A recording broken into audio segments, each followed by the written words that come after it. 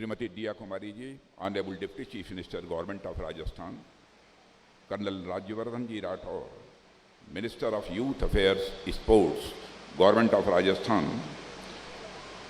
Shrimati Manju ji Sharma, honourable member of parliament Jaipur, Shri Ramcharan ji Bohra, पूर्व सांसद, Shri Rajendra Singh ji Rathore, former leader of opposition, lieutenant general Manjinder Singh ji, ABSM, YSM, VCM, and Major General R.S.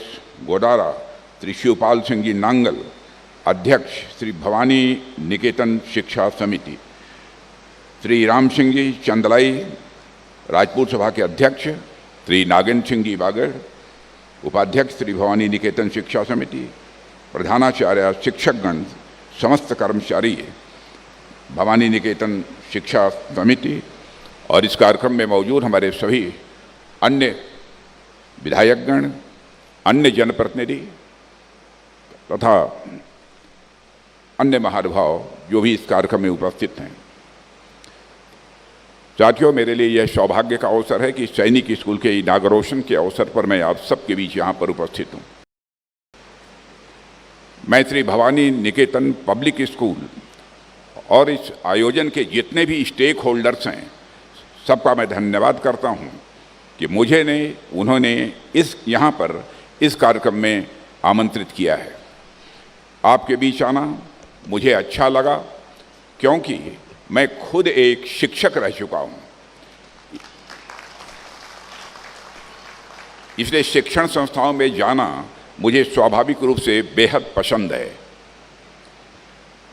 साथियों, राजस्थान का जहाँ तक प्रश्न है, राजस्थान ऐतिहासिक रूप से भारत के इतिहास का यह केंद्र रहा है। सिंधु सभ्यता से लेकर आधुनिक युग तक ऐसा कोई काल नहीं रहा है जिस काल में इस क्षेत्र में भारत के इतिहास में अपनी भूमिका न निभाई हो। यह धरती सिर्फ वीरता के लिए ही नहीं जानी जाती, बल्कि अनोखी संस्कृति के लिए भी यह धरती जानी जाती है। उनमें भी विशेषकर यदि मैं जयपुर की बात करूं तो यहाँ की इमारतें, यहाँ की संस्कृति और यहाँ के पर्यटन स्थल इतने लोकप्रिय हैं कि यदि भारत घूमने के लिए कोई भी प्रवासी आता है तो जयपुर आना वह बेहद पसंद करता है और जयपुर की वह यात्रा करता है। साथियों, राजस्थान की इस भूमि पर महाराणा प्रताप, पृथ्वीराज चौहान, महाराजा सूरजमल और सवाई जय सिंह जैसे शौर्य और पराक्रम के अनेक प्रतिनिधियों ने जन्म लिया है। ये वीर प्रसूता धरती है। अपनी मातृभूमि की रक्षा करना और उसकी रक्षा के लिए अपने प्राण तक न्यौछावर कर देने का जो संकल्प है, वह संकल्प इस भूमि के कण कण में रचा बसा हुआ है। मुझे पता है कि रोजाना सुबह सुबह यहाँ नौजवान उठकर दौड़ लगाते हैं ताकि वो सेना में जाने लायक फिट हो सकें और उन्हें राष्ट्र की सुरक्षा करने का एक सुनहला अवसर प्राप्त हो। देश प्रेम की ऐसी भावना से ओतप्रोत यहाँ के बच्चों के लिए तथा उन्हें भारत की सैन्य सेवाओं में जाने के लिए उचित मार्गदर्शन देने के लिए यह सैनिक स्कूल किसी वरदान से कम नहीं है। मैं पुनः इस भवानी शिक्षा निकेतन समिति द्वारा संचालित इस शिक्षण संस्था के प्रति हृदय से इस सम्मान की अभिव्यक्ति करता हूँ। साथियों, आप सभी जानते हैं कि हमारे प्रधानमंत्री जी की प्रेरणा से सरकार ने देश में 100 नए स्कूलों की स्थापना का लक्ष्य रखा है। आप में से अनेक लोग यह सोच रहे होंगे कि देश में तो पहले ही कई सैनिक स्कूल रहे हैं, ऐसे में 100 नए स्कूलों की स्थापना को इतने नए तरीके से और इतने अलग तरीके से क्यों देखा जा रहा है। इस पर मैं कुछ बातें आपके सामने यहाँ पर मैं रखना चाहूँगा। दरअसल देश में अब तक जितने स्थापित सैनिक स्कूल रहे हैं वह एक विशेष तरीके से संचालित हो रहे थे। वे सैनिक स्कूल केंद्र सरकार और राज्य सरकार के सम्मिलित प्रयासों से ही स्थापित होते थे और उनके सम्मिलित प्रयासों से भी वह चलाए जाते थे। राज्य सरकार भूमि का आवंटन तथा इंफ्रास्ट्रक्चर का निर्माण करती थी और केंद्र सरकार अपनी बाकी अन्य भूमिका निभाती थी। देश में जितने पुराने हमारे सैनिक स्कूल हैं सब इसी पैटर्न पर चल रहे थे। लेकिन प्रधानमंत्री जी ने जिन 100 नए स्कूलों की स्थापना का लक्ष्य रखा है वह केंद्र और राज्य सरकार की पार्टनरशिप से नहीं बल्कि PPP मॉडल यानी प्राइवेट पब्लिक पार्टनरशिप के आधार पर स्थापित और संचालित किए जा रहे हैं। साथियों, आप लोगों को लग रहा होगा कि आमतौर पर तो PPP मॉडल को पब्लिक प्राइवेट पार्टनरशिप के रूप में देखा जाता है, फिर मैं इसे प्राइवेट पब्लिक पार्टनरशिप क्यों कह रहा हूं, आखिर इसका क्या मतलब है, यह प्रश्न आपके मस्तिष्क में पैदा होना यह स्वाभाविक है। साथियों, आप सब जानते हैं कि जब भी पब्लिक प्राइवेट पार्टनरशिप की बात की जाती है तो इस पार्टनरशिप में पब्लिक वर्ड यानी सरकार की भूमिका पहले आती है। कोई भी काम होता है, कोई प्रोजेक्ट होता है, उसमें हम सरकार की भूमिका सबसे पहले ढूंढने लगते हैं। परिस्थितियां अब पूरी तरह से बदल रही हैं, इसलिए मैं PPP की इस स्टैंडर्ड डेफिनेशन से अलग हटकर इसे प्राइवेट पब्लिक पार्टनरशिप समझता हूं। इसीलिए पहले पब्लिक शब्द का हमने प्रयोग नहीं किया, पहले हमने प्राइवेट शब्द का प्रयोग किया और इसे प्राइवेट पब्लिक पार्टनरशिप के अंतर्गत स्थापित इस सैन्य स्कूल की मैंने चर्चा की है। मैं प्राइवेट शब्द को इसलिए पहले रख रहा हूं क्योंकि वर्तमान समय में यदि आप देखिए तो अर्थव्यवस्था के लगभग प्रत्येक क्षेत्र में प्राइवेट सेक्टर की भूमिका पब्लिक सेक्टर के मुकाबले कहीं अब ज़्यादा होती जा रही है। भारत की अर्थव्यवस्था में प्राइमरी सेक्टर यानी एग्रीकल्चर और उससे जुड़ी हुई गतिविधियों की बात की जाए तो भारत की 50% से ज़्यादा वर्कफोर्स उसमें काम करती है और सारा का सारा प्राइवेट सेक्टर ही है। सरकार कहीं जाकर खेती नहीं करती है, खेती का सारा कार्यभार प्राइवेट लोगों की जिम्मे होता है। तो आप देखिए, जो अर्थव्यवस्था का सबसे बड़ा हिस्सा है वह अपने आप में प्राइवेट सेक्टर है। इसके अलावा अर्थव्यवस्था के बाकी दोनों सेक्टर यानी मैन्युफैक्चरिंग सेक्टर और सर्विस सेक्टर में भी प्राइवेट सेक्टर की भूमिका पहले से कहीं अब ज़्यादा हो गई है। मेरे कहने का अर्थ यह है कि देश की अर्थव्यवस्था की जो गाड़ी है उस गाड़ी की ड्राइविंग सीट पर आज प्राइवेट सेक्टर बैठा हुआ है। इसलिए मैंने जब यह कहा कि जब कभी PPP मॉडल की बात आती है तो वह पब्लिक प्राइवेट पार्टनरशिप नहीं है बल्कि वह प्राइवेट पब्लिक पार्टनरशिप ज़्यादा होती है। और देश में जिन नए सैनिक स्कूलों की स्थापना हो रही है वह इसी प्राइवेट पब्लिक पार्टनरशिप की आधार पर ही की जा रही है। साथियों, PPP अवधारणा के तहत शिक्षा का जो विकास किया जा रहा है वह मेरी समझ में उपयुक्त इसलिए है क्योंकि इसमें प्राइवेट सेक्टर और पब्लिक सेक्टर दोनों की स्ट्रेंथ एक साथ मिलकर वह काम करेंगे और हमारी आने वाली पीढ़ी को सर्वोत्तम शिक्षा वह उपलब्ध कराएंगे। साथियों, जहाँ तक शिक्षा का प्रश्न है तो शिक्षा को भारत के समाज व राष्ट्र के विकास में सबसे आधारभूत तत्व के रूप में देखा गया है। भारत में शिक्षा का प्राचीन काल से ही महत्व कितना रहा है यह आप सभी अच्छी तरह जानते हैं। हमारे यहाँ प्राचीन शिक्षा प्रणाली ने समाज निर्माण में अपना बहुत ही महत्वपूर्ण योगदान दिया है, इस सच्चाई को भी कोई नकार नहीं सकता है। आमतौर पर ऐसा माना जाता है कि जो हमारी प्राचीन शिक्षा रही है उसका ध्यान सिर्फ और सिर्फ मानव के आध्यात्मिक यानी स्पिरिचुअल और मानसिक यानी मेंटल डेवलपमेंट पर ही रहा है। माना गया कि चाहे वो वेद हों, पुराण हों तथा हमारी जो संहिताएं हों, उपनिषद आदि हों, उनका अध्ययन मानव को केवल अंतः ज्ञान यानी अंदर के ज्ञान की ओर ले जाता है। साथ ही ब्रह्म और जीव के संबंधों को भी प्राचीन शिक्षा प्रणाली में अधिक महत्व दिया गया है। लेकिन हम ध्यान से देखेंगे तो हम पाएंगे कि यह सिक्के का सिर्फ एक पहलू है। साथियों, यह सही नहीं है कि प्राचीन शिक्षा प्रणाली में केवल स्पिरिचुअल डेवलपमेंट यानी आध्यात्मिक विकास पर ध्यान दिया जाता था, बल्कि मन के भीतर के साथ साथ बाह्य ज्ञान जैसे मैथमेटिक्स हो, साइंस हो, फिलॉसफी हो, व्याकरण हो, नृत्य और संगीत इत्यादि पर भी प्राचीन काल में ही ध्यान दिया जाता था। यही कारण रहा है कि भारत में जितना आध्यात्म का प्रचलन रहा, उतना ही प्रचलन मैथमेटिक्स और साइंस जैसे विषयों का भी रहा है। हमारे यहाँ अनेक मैथमेटिशियन जन्म लिए, अनेक गणितज्ञ जन्म लिए, जिन्होंने सिर्फ शून्य की ही खोज नहीं की, बल्कि पूरे नंबर सिस्टम की ही खोज कर डाली। ऐसे मैथमेटिशियन हमारे यहाँ पैदा हुए। हालांकि नंबर सिस्टम की खोज जब भारत से निकलकर अरब से होते हुए दुनिया भर में पहुंचा, तो दुनिया ने मान लिया कि यह सिस्टम अरब की देन है, लेकिन ऐसा नहीं है। उन सिद्धांतों का मूल बीज भारत में ही था। यहाँ पर बहुत सारे हमारे टीचर्स मौजूद हैं, बहुत सारे यहाँ पर हमारे छात्र मौजूद हैं। यहाँ पर मैंने अध्यात्म की चर्चा की है।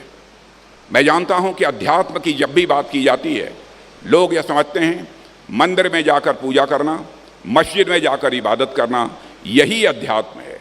लेकिन सच्चाई है यही अध्यात्म नहीं है। आप मंदिर में जाते हैं या नहीं जाते हैं, मस्जिद में जाते हैं नहीं जाते हैं, गिरजाघर में जाते हैं या नहीं जाते हैं, इसके कारण आपकी आध्यात्मिकता पर कोई प्रश्न चिन्ह नहीं लगता। अध्यात्म क्या है? एक मैथमेटिकल इक्वेशन के रूप में मैं इसे डिफाइन करने की कोशिश करूंगा। थोड़ी देर के लिए आप यह मान लीजिए, आपका जो मन है यह सर्किल है, एक सर्किल है। और आप जानते हैं छोटे मन का व्यक्ति कभी बड़ा नहीं हो सकता है। और हमारे आदरणीय अटल जी कहा करते थे, छोटे मन का व्यक्ति कभी बड़ा नहीं हो सकता है और टूटे मन का व्यक्ति कोई खड़ा नहीं हो सकता है। मेरे बहनों भाइयों, यह मन जितना छोटा रखोगे आप, उतना ही आपकी जीवन की कठिनाइयां, आपके जीवन में कष्ट बढ़ते चले जाएंगे। जैसे जैसे आपका मन बड़ा होता चला जाएगा, मन का कोई आकार नहीं है, लेकिन मन जैसे जैसे आप बड़ा करते चले जाएंगे, आपको सुख की अनुभूति, आनंद की अनुभूति बढ़ती चली जाएगी।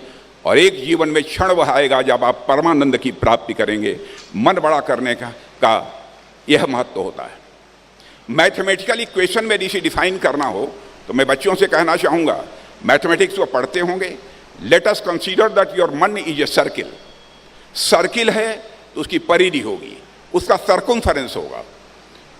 जैसे जैसे इस मन के परिधि को, मन के सर्कमफेरेंस को आप बढ़ाते चले जाओगे, उसी रेशियो में सुख आनंद की यह अनुभूति ज़्यादा होती चली जाएगी। मैथमेटिकल इक्वेशन में जिसे कहना हो तो हम कह सकते हैं सर्कमफेरेंस ऑफ मन is directly proportional to the magnitude of सुख, सर्कमफेरेंस ऑफ मन is directly proportional to the magnitude of आनंद, सर्कमफेरेंस ऑफ मन इज डायरेक्टली प्रोपोर्शनल टू परमानंद, क्योंकि परमानंद का कोई मैग्नीट्यूड नहीं होता है, कोई आकार नहीं होता, कोई परिणाम नहीं होता। इसलिए कभी कभी मंदिर और मस्जिद में जाकर इबादत करना, दर्शन करना, पूजा करना, इसी को लोग आध्यात्म मानते हैं। सच्चाई है कि आध्यात्म नहीं है। दर्शन शास्त्र हो, गणित हो, आर्किटेक्चर हो, मेडिकल साइंस हो, नृत्य संगीत हो, मार्शल आर्ट हो या फिर अन्य कोई विधा हो, उन सब पर भी हमारी प्राचीन शिक्षा प्रणाली में साथियों विशेष ध्यान दिया गया है। हालांकि यह बात अलग है कि कुछ कारणों से, जैसे मैकाले द्वारा निर्देशित शिक्षा पद्धति हो या फिर कुछ अन्य कारणों से, यह बात दुनिया के सामने नहीं लाई गई कि हमारी प्राचीन शिक्षा प्रणाली का ध्यान मैथ्स तथा साइंसेस पर भी उतना ही था। एक कारण यह हो सकता है कि उन्हें अपनी शिक्षा व्यवस्था को सुपीरियर दिखाना था तथा हमारी शिक्षा व्यवस्था को इन्फीरियर दिखाना था, इसलिए उन्होंने जानबूझकर ऐसा किया हो।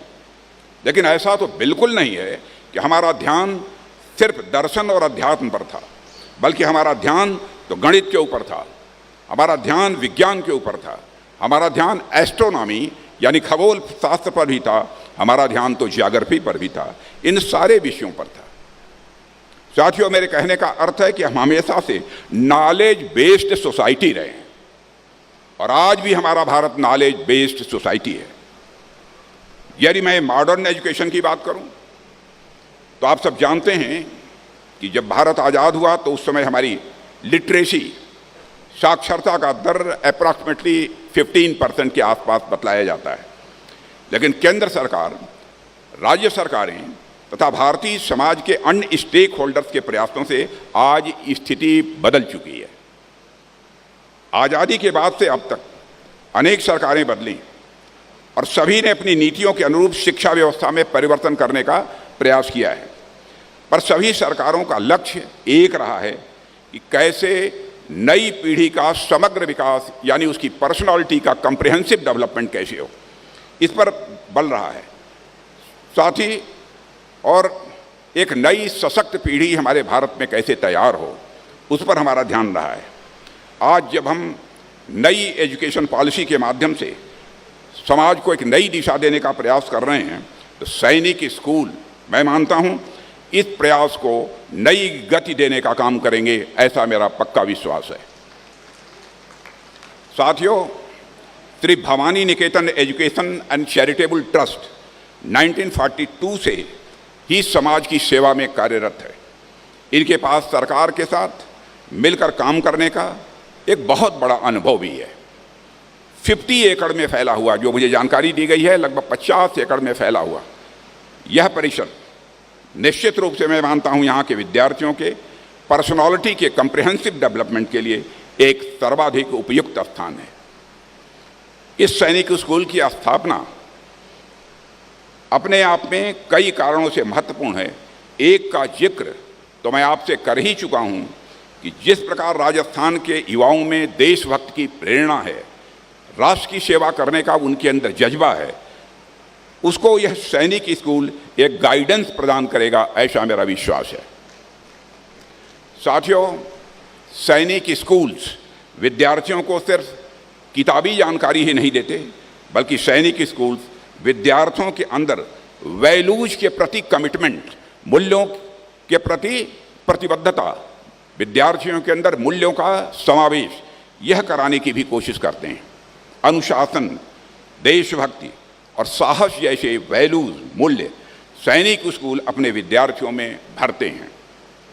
इन मूल्यों के कारण विद्यार्थियों के व्यक्तित्व का जो एक सर्वांगीण विकास, एक कम्प्रिहेंसिव डेवलपमेंट होता है, वह उन्हें देश में को आगे ले जाने के लिए स्वाभाविक रूप से प्रेरित करता है।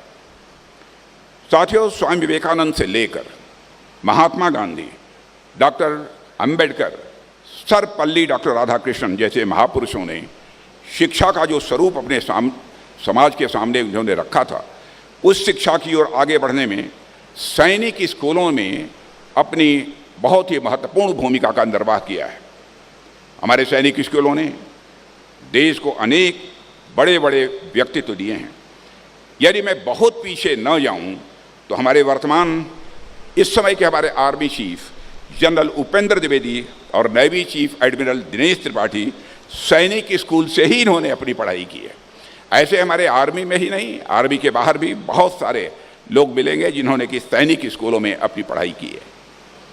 इसके अलावा भी अनेक उदाहरण हैं जो लोग सैनिक स्कूल से पढ़े हैं और दूसरे क्षेत्रों में कैरियर अपनाकर भारत की आज वो सेवा कर रहे हैं। साथियों, वैसे तो बाकी स्कूल्स की तरह सैनिक स्कूल से पढ़े हुए छात्र छात्राएं आगे कोई भी कैरियर चुन सकते हैं। उनकी यदि इच्छा है तो वह आर्म फोर्सेज में जाकर राष्ट्र की सेवा कर सकते हैं या फिर राष्ट्र की सेवा के लिए किसी और माध्यम को वह चुन सकते हैं। सिविल सर्विसेज में जा सकते हैं, डॉक्टर, इंजीनियर, बैंकर या किसी और सेवा को भी वह अपना सकते हैं। वो चाहे किसी भी सेवा में जाएं, लेकिन मुझे पक्का विश्वास है उनके सैनिक स्कूल की लर्निंग्स, उनके सैनिक स्कूल की जो सीख है, सदैव उनके अंदर विद्यमान रहेगी, ऐसा मेरा पक्का विश्वास है।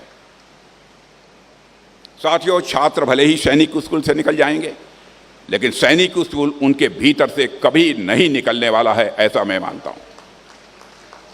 यहां से निकले हुए विद्यार्थी जीवन के किसी भी क्षेत्र में जाएंगे, उनमें अनुशासन उनकी सर्वोच्च प्राथमिकता होगी। वह हर काम को समर्पण भाव के साथ करेंगे। साथियों, इस स्कूल में शिक्षा ग्रहण करने वाले बच्चों से भी मैं बात करना चाहूँगा कि अभी तो आप अपने माता पिता और अपने टीचर्स के संरक्षण में हैं। आपको हर चीज़ बिना खास मेहनत के उपलब्ध हो रही है, पर आगे आने वाले जीवन में आपको अनेक प्रकार की चुनौतियों के लिए खुद को तैयार करना ही होगा। आपको मेहनत करनी होगी और अपने लक्ष्य की ओर लगातार आपको आगे बढ़ना भी होगा। सैनिक स्कूल में आप जितना तपेंगे उतना ही नखर कर आप दुनिया के सामने आएंगे, इस सच्चाई को कोई नकार नहीं सकता है। आप मेहनत करने से कभी मत कतराइएगा, यह मेरा आपको आग्रह है। साथियों, आपको राष्ट्र कवि रामधारी सिंह दिनकर जी की यह लाइनें मैं समझता हूँ बहुत सारे लोगों को याद होंगी कि वसुधा का नेता कौन हुआ, भूखंड विजेता कौन हुआ। वसुधा का नेता कौन हुआ, भूखंड विजेता कौन हुआ। अतुलित यश क्रेता कौन हुआ, नव धर्म प्रणेता कौन हुआ। जिसने न कभी आराम किया, विघ्नों में रहकर नाम किया है। यह जो है राष्ट्र कवि रामधारी सिंह जी दिनकर की यह कविता है। मैं समझता हूँ कि यह कविता हम सभी को इंस्पायर करने वाली है, हम सभी के लिए प्रेरक है। यह कविता हमें यह भी संदेश देती है कि यदि जीवन में आगे बढ़ना है तो आपको जी तोड़ मेहनत करनी ही होगी। आराम से काम नहीं चलने वाला है। यदि आपको इस दुनिया के आकाश में सूरज की तरह चमकना है तो सूरज के जैसा आपको तपना भी पड़ेगा। यह बात भी हमको अच्छी तरह से समझनी चाहिए। यह विद्यालय, मैं सभी छात्रों से कहना चाहूँगा, यह विद्यालय आपको वह मंच प्रदान करेगा जिसके माध्यम से आप स्वयं को निखारेंगे। मुझे पूरा विश्वास है कि आप अपने माता पिता का, अपने समाज का और इस विद्यालय का नाम भविष्य में अवश्य रोशन करेंगे। इसके लिए मैं अपनी तरफ से विशेष रूप से सभी बच्चों को हार्दिक शुभकामनाएं देता हूं। मैं इस विद्यालय को संचालित करने वाले समूह से भी यह आग्रह करूंगा कि आप भी हमेशा इस बात का ध्यान रखें कि इस विद्यालय की गरिमा दिन ब दिन बढ़ती रहे।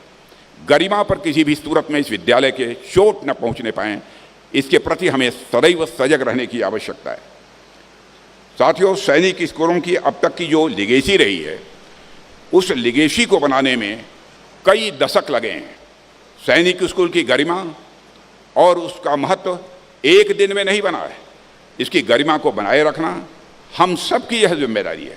मुझे पूरा विश्वास है कि आप इसमें सफल सिद्ध होकर ही रहेंगे, मेरा पक्का विश्वास है।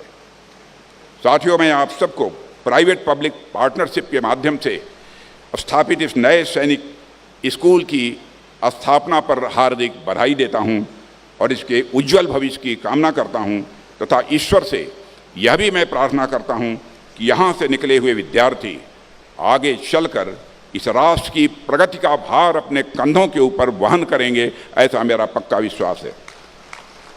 इन्हीं शब्दों के साथ आप सबको धन्यवाद देते हुए कि आप सब ने मुझे इस कार्यक्रम में आमंत्रित किया, इसे मैं अपना सौभाग्य मानता हूं और इन्हीं शब्दों के साथ पुनः एक बार हृदय से आभार व्यक्त करते हुए अपना निवेदन मैं समाप्त करता हूं। आप सबको बहुत बहुत धन्यवाद। एक बात छूट गई, इस विद्यालय के लिए जो अप्रचलित यानी जो हमारे पुराने एरोप्लेन्स होते हैं, टैंक्स होते हैं, उसको देने की बात हमारे इन्होंने की है चेयरमैन साहब ने कि वह चाहिए। उस संबंध में मैं कहना चाहूँ, आप इसके लिए अप्लाई कर दीजिए। हम निश्चित रूप से भवानी निकेतन शिक्षा समिति को वह जो पुराने हमारे एयरक्राफ्ट हैं अथवा जो कुछ भी संभव होगा हम उसको उपलब्ध कराएंगे। इन्हीं शब्दों के साथ आप सबको बहुत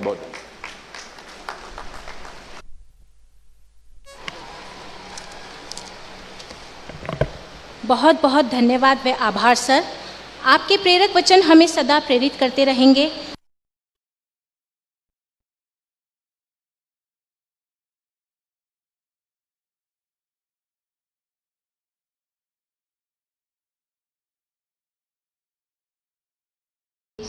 श्रीमान संपत सिंह जी धमोरा व श्रीमान महेंद्र सिंह जी बनेटी से कि इनका उपहार देकर स्वागत करें।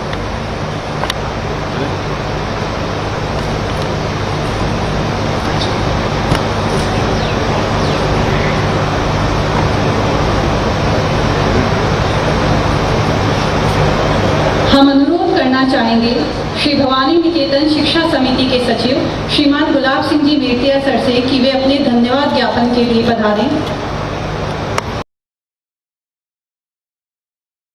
अंग्रेज अपना लगान और न्यूज लॉन्ड्री अपना हफ्ता कभी नहीं छोड़ते। Welcome to another episode of Hafta. We recording this not on Thursday but on Friday this week.